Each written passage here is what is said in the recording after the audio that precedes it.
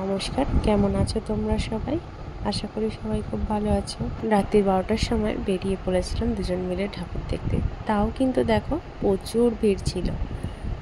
পুজোর সময় যেহেতু ওর প্রচুর চাপ থাকে, বিয়ের পর থেকে আমরা পুজোগুলো কিন্তু এইভাবেই কাটাই, রাত্রি 12টার পর বেরোই। আমাদের সাথে কথা বলতে বলতে এসে গেছি বাজারপাড়া বিবেকানন্দ স্পোর্টিং ক্লাব। খুব সুন্দর প্যান্ডেল হয়েছিল। সন্ধেবেলা যখন বেরিয়েছিলাম তখন এইদিকে টোটো ঢুকতে দিচ্ছিল না, সেই জন্য আসতে পারিনি। এখন দুজনে মিলে এসেছি। দেখো এত সুন্দর করেছে। এইসব প্যান্ডেলগুলো এত সুন্দর করে সাজানো হলো, বৃষ্টির জন্য কিন্তু খুবই অসুবিধা হচ্ছিল, যেহেতু এটা পুরো ওপরটা খোলা ছিল। কিন্তু আমরা যখন গেছিলাম তখন বৃষ্টি ছিল না। চলো তোমাদেরকে এবার ভেতরের প্রতিমাটা দেখাই। খুব সুন্দর হয়েছিল মায়ের মূর্তিটা। মূর্তিতে ছিল পুরো সাবেকিয়ানার ছবি। এই প্যান্ডেলটা দেখা হয়ে গেলে আমরা চলে গেছিলাম চায়না টাউন দেখতে।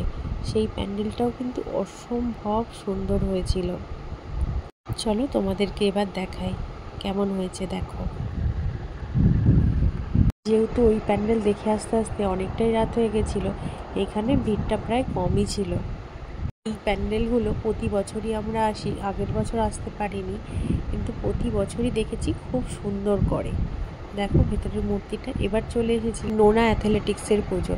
এটা একটা মেয়েদের পরিচালিত পুজো, খুব সুন্দর আয়োজন করে। প্রতি বছর এদের থিমে থাকে নতুনত্ব।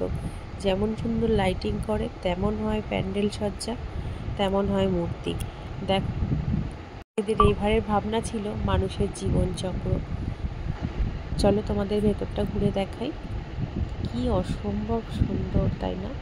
দেখো মানুষ জন্মায়, বড় হয়, সংসার করে, বৃদ্ধ হয়, আবার তার সন্তানের নতুন সংসার হয়। এই ভাবনাতেই এই মূর্তির চারপাশ সাজানো ছিল। খুব সুন্দর লাগছিল মায়ের মূর্তিটা লো লাইটে। প্রচুর লোক এখানে এসে ছবি তুলছিল। আমরাও একটা আয়না দেখতে পেয়ে তার মধ্যে ছবি তুলেছিলাম। এত সুন্দর পরিবেশে সবাই তো ছবি তুলবেই, বল। চলো আমরা এখানে ছবি তুলে পরের প্যান্ডেলে চলে যাই। এবার তোমাদেরকে যেখানে নিয়ে যাব, এই পুজোটা হয় উলুবাড়িয়া কালীবাড়ির ওখানে একটা ক্লাবে। খুব সুন্দর করে। বিয়ের প্রথম বছর এখানে এসে আমাদের ছৌ নাচের অনুষ্ঠান দেখতে দেখতে ঘন্টার পর ঘন্টা কেটে গেছিল, আর অন্য জায়গায় ঠাকুর দেখতে যাওয়া হয়নি। এবার এদের ভাবনায় ছিল প্রকৃতির মাঝে মা।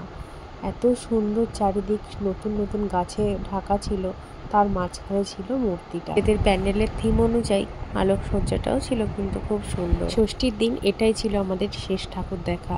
এখন মেয়ে আছে, তাই বেশিক্ষণ বাইরে থাকতে পারি না, তাই বাড়ি চলে গেছিলাম। যাওয়ার সময় খেয়েছিলাম একটু ফুচকা। পুজোর দিনগুলো কি সুন্দর, তাই না? সারা রাত সব কিছু পাওয়া যায়।